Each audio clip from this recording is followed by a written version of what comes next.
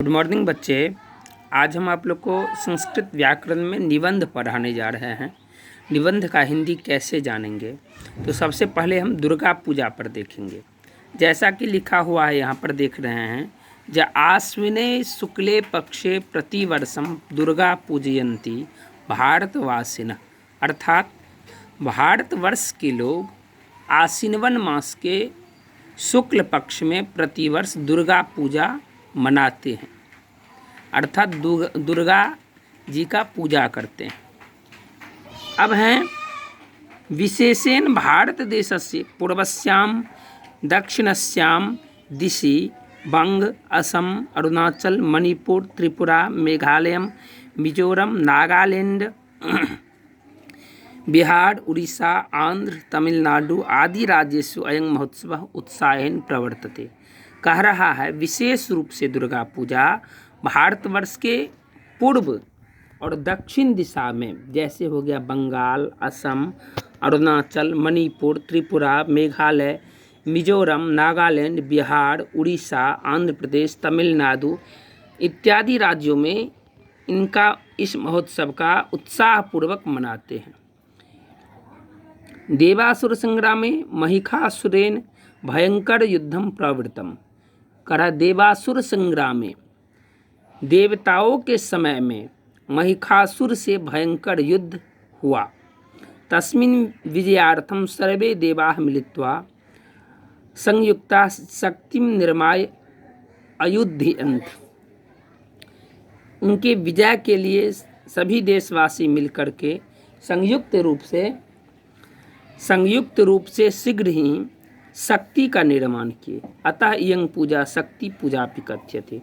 इसलिए इस पूजा को हम दूसरा क्या कह सकते हैं नाम, तो शक्ति की भी पूजा होती है, शक्ति की पूजा होती है।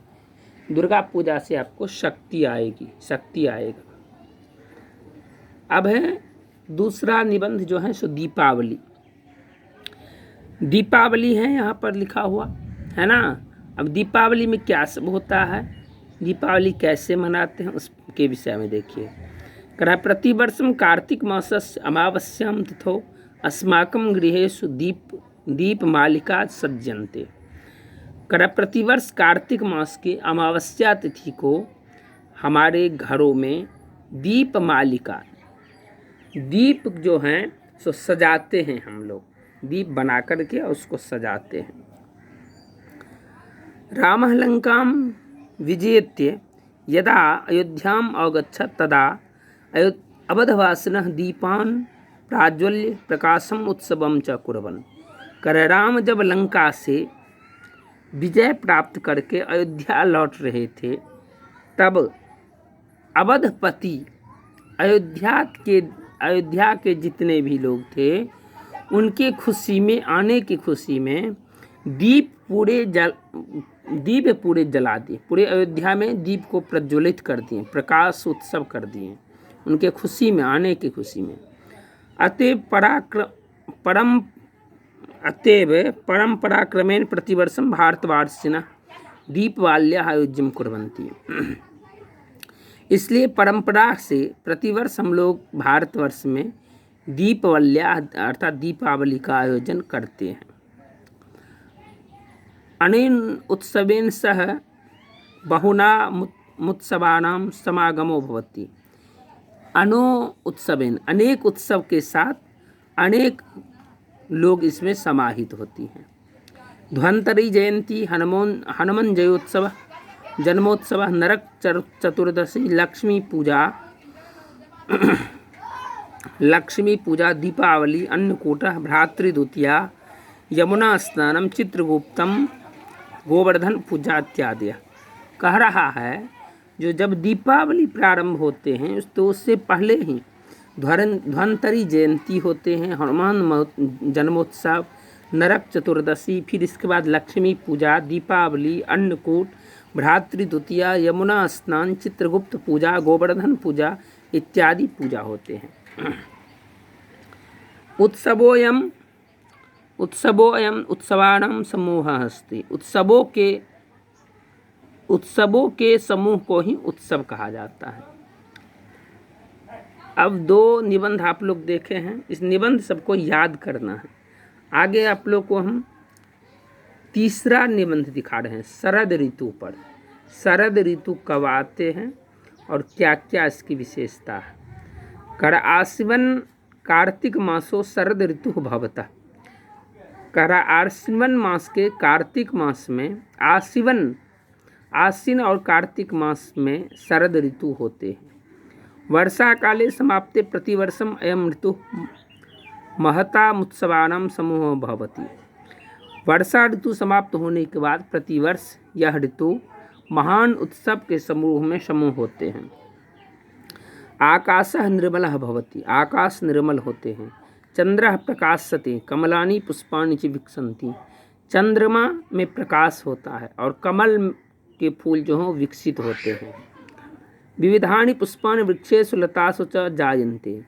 कर विविध पुष्पों वृक्षों और लताओं का जो है सो इसमें विकास होता है। अस्मिन्नेव ऋतौ शीलः फलति, सालिः फलति, नद्यः स्वच्छ जलेन पूरिता भवन्ति। इस ऋतु में अनेक फल होते हैं और नदी स्वच्छ होते हैं, नदी के जल होते हैं स्वच्छ होते हैं। लोकाः शेष रात्रौ उत्थाय स्वे स्वे कर्मन् लग्नाः भवन्ति। लोग जो हैं सो आधी रात में ही उठ करके अपने अपने कर्म करते हैं। वसंतम विहाय अयमेव ऋतु सर्वेषां प्रियतमः। वसंत ऋतु के समान है ही इस ऋतु को भी प्रिय माना जाता है। अब आगे जो है, अब आगे आप लोग को हम एक पुष्प वाटिका पर समझा रहे हैं। पुष्प वाटिका अर्थात उद्यान, फूलों के बगीचा। कर सर्वेषु विद्यालयेषु सर्वत्र शासन कार्यालयेषु सभ्य सुरुचि संपन्नानां गृहेषु मंदिरे मस्जिद पुण्य प्रदेशेषु च प्रायेण पुष्प वाटिकाः भवन्ति। कर सभी विद्यालयों में और सभी जगह शासन कार्यालयों में सभ्य सुरुचि संपन्न घरों में मंदिर मस्जिद में प्रदेशों में पुष्प वाटिका होते हैं। तत्र वाटिकासु